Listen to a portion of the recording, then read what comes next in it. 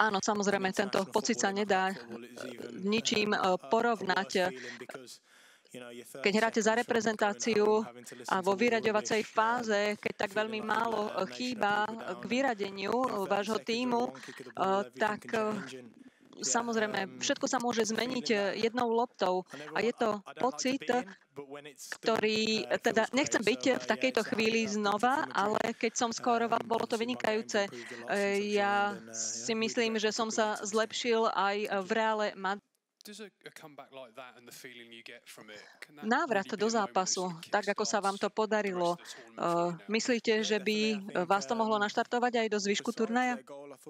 Áno, myslím si, že okrem toho gólu, ktorý sme dostali, tak sme hrali dobre, boli sme nebezpeční a mali sme zo pár chvíľ, keď sme mohli mať lepšie zakončenie, ale myslím, vo všeobecnosti to bol dobrý výkon, ukázali sme silu nášho charakteru a myslím si, že je to ťažké možno zopakovať v kvalifikačných zápasoch, pretože sú tam rôzni súperi, rôzne štýly a tiež mnohé šance, ale vo vyraďovacej fáze, ak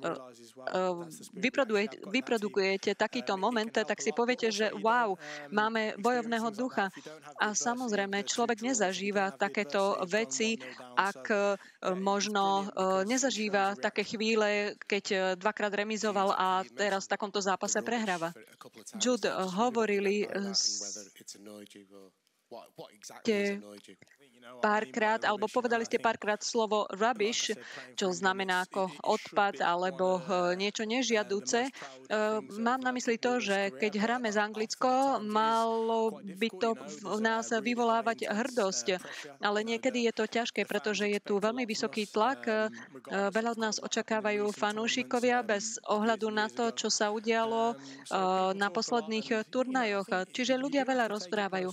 A myslím si, že niekedy si to beriete aj osobne, pretože my sa snažíme, makáme každý deň, aby sme ukázali fanúšikom, čo v nás je. Niekedy nám to nevyjde.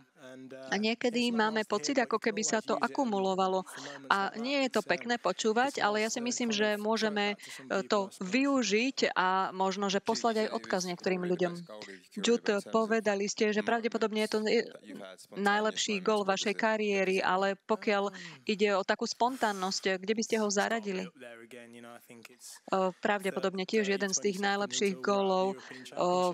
Viete, chýbalo 22 sekúnd od vyradenia z majstrovstiev Európy a určite ten pocit, ktorý máme teraz, je úplne iný a myslím si, že tiež nás to nakopne. Určite je to jeden z najdôležitejších momentov mojej kariéry. Uvidíme, máme ešte pred sebou dlhý turnaj a je veľmi dôležité, alebo bude to veľmi dôležité, ak vyhráme celé majstrovstvá. Ďakujem a pekný večer.